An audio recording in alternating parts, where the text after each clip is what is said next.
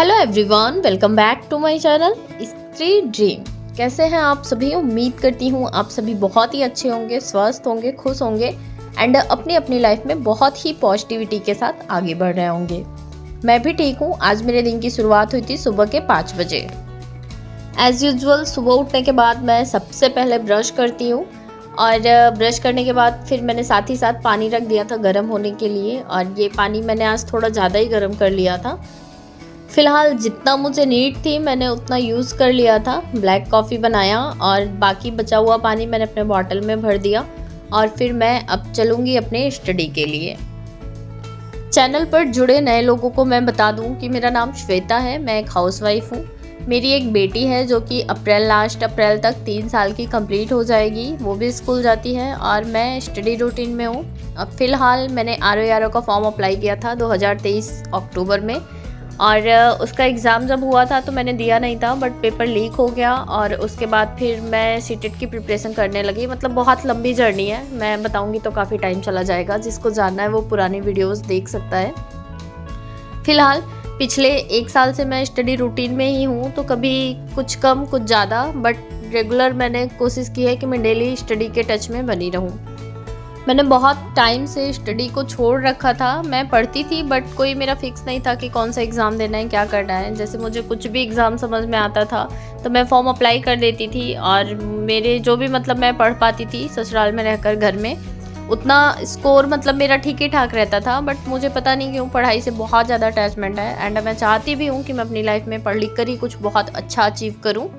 और उसी के लिए मैं अपना कह सकते हैं कि स्ट्रगल फेज़ भी है मेरा, या फिर ये भी कह सकते हैं कि ठीक है, जो भी है जर्नी है चल रही है, और कोशिश यही है कि इसका रिज़ल्ट बहुत ही अच्छा हो। फ़िलहाल एज ए हाउसवाइफ मुझे लगता है कि पहले काफ़ी टाइम तक मुझे समझ ही नहीं आया कि मुझे कब कौन सा एग्ज़ाम देना है और कौन से एग्ज़ाम की प्रिपरेशन करनी चाहिए। तो इस चक्कर में भी मेरा काफ़ी ज़्यादा टाइम लॉस हो गया। बट अब मैं प्रॉपर वे पर, जैसा मैं पहले सोचती थी उसी वे पे कह सकते हैं कि अब चल रही हूँ। एंड अब कोशिश यही रहेगी कि मैं इससे इधर उधर बिल्कुल भी स्विच ना करूँ और यही जर्नी अपनी कंटिन्यू रखूँ। यहाँ पर मैंने आप सभी को गूगल पर टाइम सर्च करके दिखाया तो सुबह के 5:20 हो गए थे, और आज मैं लेट उठी भी थी। लगभग 1 घंटे तो कह ही सकते हैं कि 1 घंटे पूरे लेट थी। और उसके पीछे का रीज़न मुझे लगता है कि मुझे बताने की ज़रूरत नहीं है, क्योंकि मैं अकेले अपनी छोटी सी बेटी के साथ रहती हूँ, तो बहुत सारी चीज़ें होती रहती हैं, तो हो जाता है कभी कभी कम ज़्यादा। फ़िलहाल मैंने अपना टाइमर रीसेट कर दिया था और गूगल पर मैंने टाइम भी आप लोगों को दिखा दिया। और उसके बाद फिर मैं आज अपने सुबह के स्लॉट में स्टार्ट की हूँ पढ़ना ज्योग्राफी। और ज्योग्राफी में मैंने अक्षांश एवं देशांतर रेखाएं लास्ट टाइम पढ़कर छोड़ दिया था, तो आज मैं उसकी एक पीछे की क्लास कंप्लीट करूँगी। और उसके बाद फिर मैंने जो हमारी अंतर्राष्ट्रीय तिथि रेखा है इसकी क्लास कंप्लीट करना है। तो इसकी 2 क्लासेस हैं मेरे बैच में, और दोनों क्लास में कोशिश करूँगी कि आज कंप्लीट हो जाए। फ़िलहाल जो फर्स्ट वाली क्लास है उसमें सर ने ओरल सारी चीज़ें समझा रखी है, एंड सेकंड वाली क्लास में भी मतलब बहुत ज़्यादा थ्योरी इसमें कुछ था नहीं जो कि लिखाते, बस समझाने वाली चीज़ें थी। तो सर ने बहुत ही अच्छे से समझाया था। एंड 2-3 क्वेश्चन ऐसे कि मैं पहली बार मेरे दिमाग में आया कि हाँ ये भी चीज़ें हो सकती हैं, तो मैंने आप लोगों के साथ कम्युनिटी पर पोस्ट भी कर दिया था कि जैसे कर्क रेखा पर कितने देश स्थित हैं, मकर रेखा पर कितने देश स्थित हैं, एंड भूमध्य रेखा पर कितने देश स्थित हैं। तो मुझे लगता है ये सारी चीज़ें भी जाननी चाहिए। ज़रूरी नहीं है एग्ज़ाम के लिए, अपने बच्चों के लिए भी हमें जानना चाहिए, एटलीस्ट हम उनको बता पाएँ।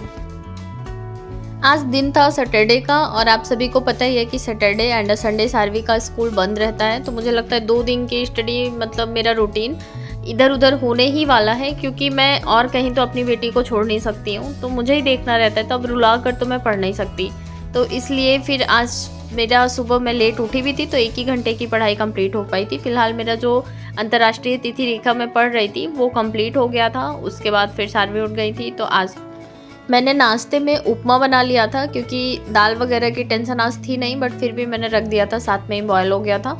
बाद में मैं खिचड़ी बना लूँगी। एज़ यूजुअल मैं सैटरडे को लगभग खिचड़ी ही बनाती हूँ। तो नाश्ता हमारा हो गया था, और सार्वी की फ्रेंड्स हैं ऊपर, तो वो लोग बुला रही थी सार्वी को खेलने के लिए, मैंने भेज दिया था। और यहाँ पर मैं अपने स्टडी के सेकंड स्लॉट के लिए बैठ गई थी। मुझे कुछ कपड़े वगैरह वॉश करने थे, बट मैंने भिगा कर छोड़ दिया था और पानी लगा दिया था गर्म होने के लिए। अभी मैं जब तक सार्वी वहाँ खेल रही हैं तब तक पढ़ लूँगी, क्योंकि आज दिन का पूरा फिक्स नहीं है कि मैं कितनी देर पढ़ पाऊँगी। तो अभी का टाइम तो फिलहाल मैं यूटिलाइज कर ले रही हूँ, आगे का आगे देखा जाएगा।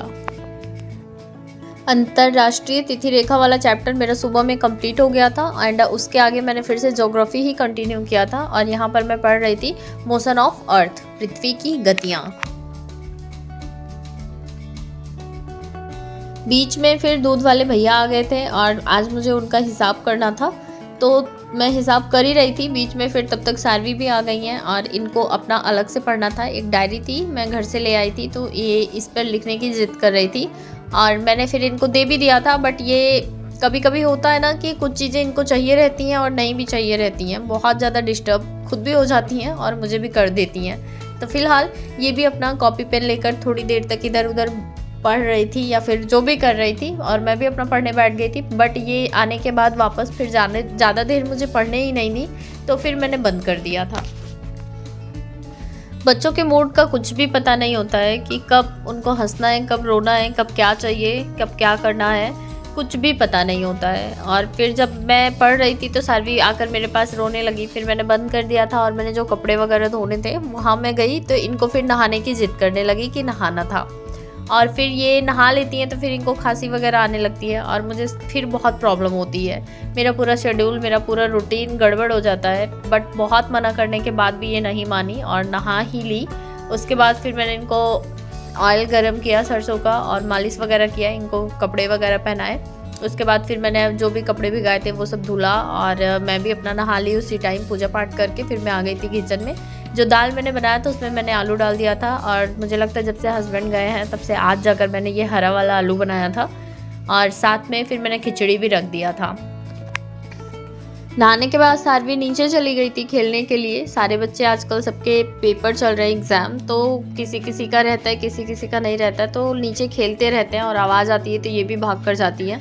और सबसे बड़ी प्रॉब्लम ये होती है ना कि ये जाती तो हैं वो ठीक है, बट हर 5 मिनट पर रोते हुए वापस आती हैं और जिसकी वजह से मुझे इतनी ज़्यादा इरिटेशन होती है कि मैं क्या ही बताऊँ। फ़िलहाल मैनेज करना पड़ता है। और फिर तब तक मेरा लंच भी बन गया था। ये बहुत ज़्यादा रोई हैं नीचे से आकर।